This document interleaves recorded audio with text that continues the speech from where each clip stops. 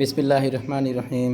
প্রিয় শিক্ষার্থীবৃন্দ, আজকে আমি তোমাদের ম্যানেজমেন্ট অ্যাকাউন্টিংয়ের একটি ক্লাস নিচ্ছি। ম্যানেজমেন্ট অ্যাকাউন্টিংয়ের আমাদের কস্ট কনসেপ্ট অ্যান্ড ক্লাসিফিকেশন এই চ্যাপ্টারটা চলছিল। আজকে কস্ট কনসেপ্ট অ্যান্ড ক্লাসিফিকেশনের টেন্ডার কস্ট শিট একটা অঙ্ক করাচ্ছি, টেন্ডার কস্ট শিটের একটা অঙ্ক করাচ্ছি। এর আগের দিন আমরা টেন্ডার কস্ট শিটটা আসলে কি এটা আলোচনা করেছি এবং এটার টেন্ডার কস্ট শিটের একটা ফরম্যাট আমরা দিয়েছি এবং টেন্ডার কস্ট শিট করার আগে যে ওয়ার্কিংগুলো করতে হবে সেই ওয়ার্কিংগুলো আমি আলোচনা করেছি এবং ওয়ার্কিংগুলো কীভাবে করতে হবে সেটাও বলে দিয়েছি। আজকে আমি টেন্ডার কস্ট শিটের একটি অঙ্ক সম্পূর্ণটা করে দিচ্ছি। দেখো, problem 46, the following figure have been obtain from the record of a company for the year ended 31/12/2017। 31/12/2017 সালে কোনো একটা কোম্পানির নিচের এই তথ্যগুলো দেওয়া আছে। প্রথমে দেওয়া আছে কি, direct material 1,70,000, direct wages, works overhead. এই ওয়ার্কস ওভারহেডটা হচ্ছে আমাদের factory overhead. Administrative overhead, selling overhead, distribution overhead. Admin, selling, distribution, এটা কথা যাবে এই কস্টগুলোকে আমরা বলবো অপারেটিং কস্ট। আচ্ছা, নিচে প্রফিটের পরিমাণটা দেওয়া আছে। প্রফিট কত? 1,05,000। আর পরে বলেছে যে a work order has been executed in 2018 and the following expenses have been incurred. আচ্ছা, উপরে আমাদের যে কস্ট শিটটা দেওয়া আছে, উপরে যে একটা তথ্যগুলো দেওয়া আছে, এখান থেকে আমরা নর্মাল একটা কস্ট শিট তৈরি করতে পারবো। যে নর্মাল কস্ট শিটটা আমরা আগে তৈরি করতাম, ওরকমভাবে একটা নর্মাল কস্ট শিট তৈরি করতে পারবো 2017 সালে, 31/12/2017 সাল। আর নিচে বলেছে একটা কাজের অর্ডার পাওয়া গেছে, সেই অর্ডারটা কবে লাগবে? এটা হচ্ছে 2018 সালে। The following expenses have been incurred, মানে এই কাজটা করতে আমাদের এই খরচগুলো হবে। কী কী? যে ডাইরেক্ট ম্যাটেরিয়াল সরাসরি দেওয়া আছে 2,000 টাকা, আর ডাইরেক্ট ওয়েজেস দেওয়া আছে 1,000 টাকা। আর নিচে আরও কিছু তথ্য দেওয়া আছে। Achieving that in 2018 the rate of factory overhead has gone up by 20%। মানে আমরা আগের কস্ট শিটে যে ফ্যাক্টরি ওভারহেড পাবো, সেই ফ্যাক্টরি ওভারহেডটা 2018 সালে এসে ওই ফ্যাক্টরি ওভারহেডের কস্টটা বেড়ে যাবে। কত পার্সেন্ট বাড়বে? 20% ইনক্রিজ হবে। ইনক্রিজ, আগের যা ছিল তার থেকে 20% ইনক্রিজ হবে। Distribution overhead has gone down. Distribution ওভারহেডটা আবার কী হবে? হ্যাজ গন ডাউন বলতে কমে যাবে। গন ডাউন, আগের কস্ট শিটে যে আমরা ডিস্ট্রিবিউশন ওভারহেড পাবো, সেই ডিস্ট্রিবিউশন ওভারহেডটা কত পার্সেন্ট কমে যাবে? এটা কমে 10% কমে যাবে। সেলিং অ্যান্ড ডিস্ট্রিবিউশন, সেলিং এবং administrative overhead has gone up. এটাও হ্যাজ গন আপ মানে বৃদ্ধি পাওয়া। সেলিং অ্যান্ড অ্যাডমিনিস্ট্রেটিভ ওভারহেড এটাও আগের কস্ট শিট থেকে বেড়ে যাবে। কত পার্সেন্ট বাড়বে? 12.5%। At what price should the product B sold, মানে এই প্রোডাক্টটা কত টাকায় বিক্রি করবে।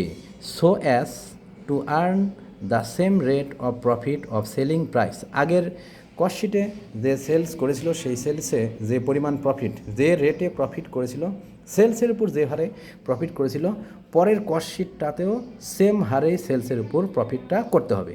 তাহলে সেম হারে প্রফিট যদি করতে হয়, কত টাকায় ওই প্রোডাক্টটা বিক্রি করতে হবে। আচ্ছা, এটা ছিল আমাদের প্রশ্ন। এখন দেখো, এখান থেকে আমি এখন সলিউশনটা করে দিচ্ছি। সলিউশনটা সবাই খেয়াল করো, এই অঙ্কটা বেশ ইম্পর্টেন্ট অঙ্ক। প্রবলেম ছিল 46, এখন আমরা সলিউশনটা করছি, সবাই একটু খেয়াল করো।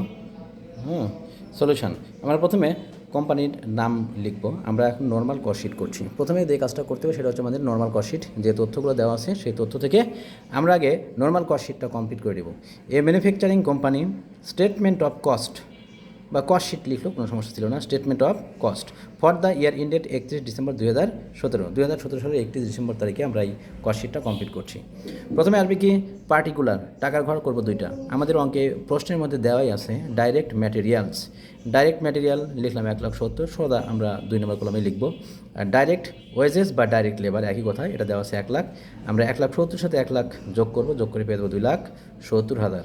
এই 2,70,000কে বলবো আমরা কি, প্রাইম কস্ট। আচ্ছা, প্রাইম কস্ট পেলাম। এবার প্রাইম কস্টের সাথে যোগ হবে কি, ফ্যাক্টরি ওভারহেড। প্রাইম কস্টের সাথে আমরা যোগ করব ফ্যাক্টরি ওভারহেড। আমাদের ফ্যাক্টরি ওভারহেডের পরিমাণটা সরাসরি বলে দিয়েছে। ফ্যাক্টরি ওভারহেড বা ওয়ার্কস ওভারহেড একই কথা, ফ্যাক্টরি ওভারহেড বা ওয়ার্কস ওভারহেড। আমাদের প্রশ্নে ওয়ার্কস ওভারহেড নামটা দেওয়া আছে, যে ওয়ার্কস ওভারহেডটা আমরা কী করবো, এখন প্রাইম কস্টের সাথে যোগ করব। তো প্রাইম কস্টের সাথে ওয়ার্কস ওভারহেড যোগ করলে আসবে 3,30,000। এই 3,30,000কে বলবো আমরা ওয়ার্ক কস্ট। আমরা ওয়ার্ক কস্ট পেলাম। ওয়ার্ক কস্ট পাওয়ার পর এর সাথে যোগ করবো আমরা কি, অ্যাড অপারেটিং এক্সপেন্সেস, পরিচালন ব্যয়। অপারেটিং এক্সপেন্সেস আমাদের এখানে 3টা অ্যামাউন্ট দেওয়া ছিল। একটা অ্যাডমিনিস্ট্রেটিভ ওভারহেড 67,200, সেলিং ওভারহেড 44,800, তারপর ডিস্ট্রিবিউশন ওভারহেড দেওয়া আছে কত, 28,000, এই তিনটা অ্যামাউন্ট আমরা যোগ করব। এই তিনটাকে বলবো আমরা কি? পরিচালন ব্যয় বা অপারেটিং এক্সপেন্সেস। আচ্ছা, অপারেটিং এক্সপেন্সেস আমরা পেলাম এই তিনটা যোগ করে 1,40,000। এই 1,40,000কে আমরা যোগ করবো কার সাথে? 3,30,000 যেটা ছিল ওয়ার্ক কস্ট। এই ওয়ার্ক কস্টের সাথে অপারেটিং এক্সপেন্সেস যোগ হয়ে আমাদের আসলো কি? Total cost. তাহলে টোটাল কস্টের পরিমাণ কত আসলো? টোটাল কস্টের পরিমাণ হলো 4,70,000। আচ্ছা, এই 4,70,000 সাথে আমরা এখন যোগ করবো কি? প্রফিট। প্রফিটও আমাদের প্রথম যে কস্টশিট, এই কস্টশিটের প্রফিট কত হবে সেই প্রফিটটা সরাসরি বলেই দিয়েছে যে প্রফিটের পরিমাণ ছিল 1,05,000। এটা প্রশ্নে আমাদের উল্লেখ করা আছে। তাই আমরা লিখলাম অ্যাড প্রফিট। প্রফিট লিখে 1,05,000, 1,05,000 যোগ করলে যে অ্যামাউন্টটা আসবে এই অ্যামাউন্টটাকে বলবো আমরা কি? Total sales. তাহলে নর্মাল কস্টশিটের টোটাল সেলসের পরিমাণ পেলাম আমরা 5,75,000। আচ্ছা, আমরা যে অ্যামাউন্টগুলো পেয়েছি এই অ্যামাউন্টগুলোর উপর ভিত্তি করে আমরা এখন কী করব?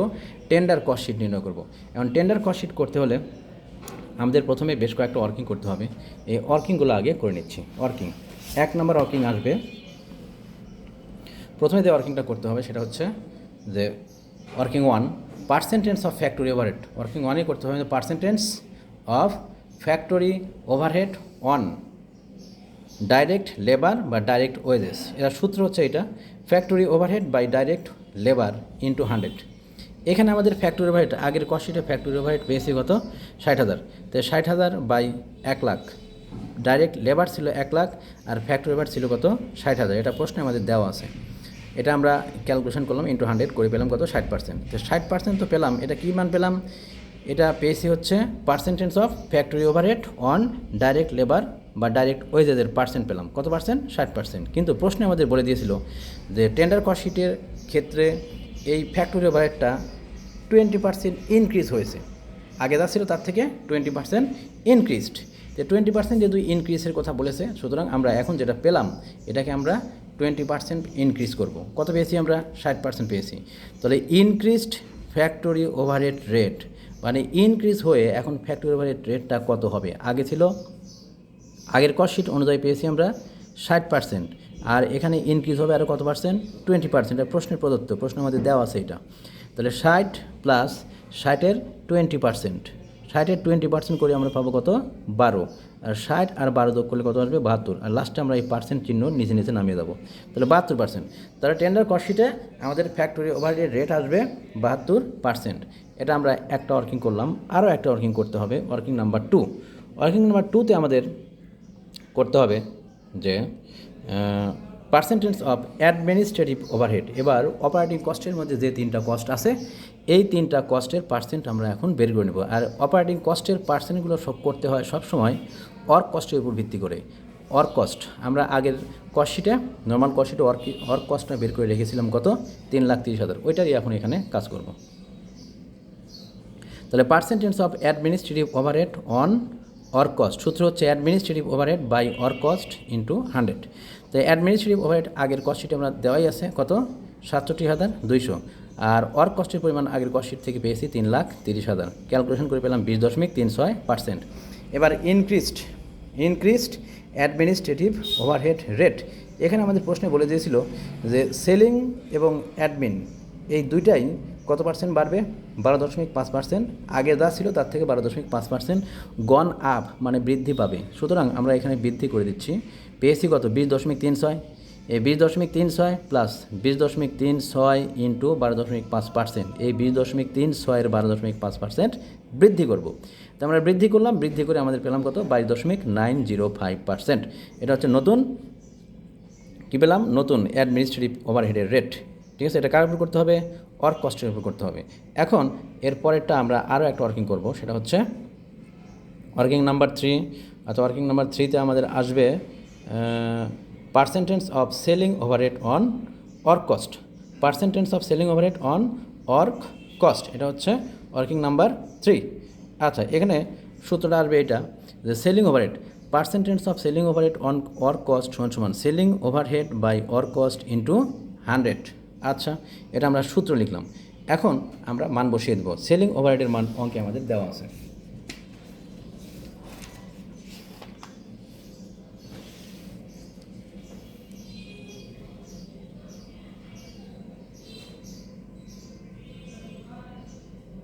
সেলিং ওভারহেডের মান অঙ্কে আমাদের দেওয়া আছে, এটা দেওয়া ছিল কত 44,800। আমরা এর আগের পৃষ্ঠা থেকে সরাসরি এই পৃষ্ঠায় আসলাম যে সেলিং ওভারহেডের পরিমাণ দেওয়া আছে 44,800 আর ওয়ার্ক কস্টের পরিমাণ দেওয়া আছে কত 3,30,000। এটা আগের কস্ট শিট থেকে এই মানটা আমরা পেয়েছি 3,30,000 বসিয়ে দিলাম, দিয়ে ক্যালকুলেশন করলাম, ক্যালকুলেশন করে পেয়ে গেলাম কত 13.58%। এটা আগের কস্ট শিট অনুযায়ী সেলিং ওভারহেডের রেট কার উপর ওয়ার্ক কস্টের উপর।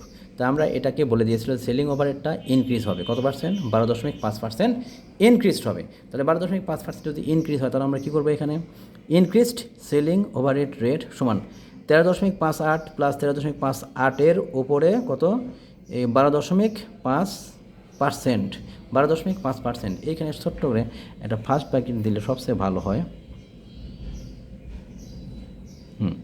আচ্ছা, পরের লাইনে আমরা ক্যালকুলেশন করে পেয়ে গেলাম কত 15.277%। এটা পেলাম কিসের রেট সেলিং ওভারহেডের ইনক্রিজড রেট, ইনক্রিজড হওয়ার পর এই রেটটা আসবে। তারপর করবো আমরা ওয়ার্কিং নাম্বার 4।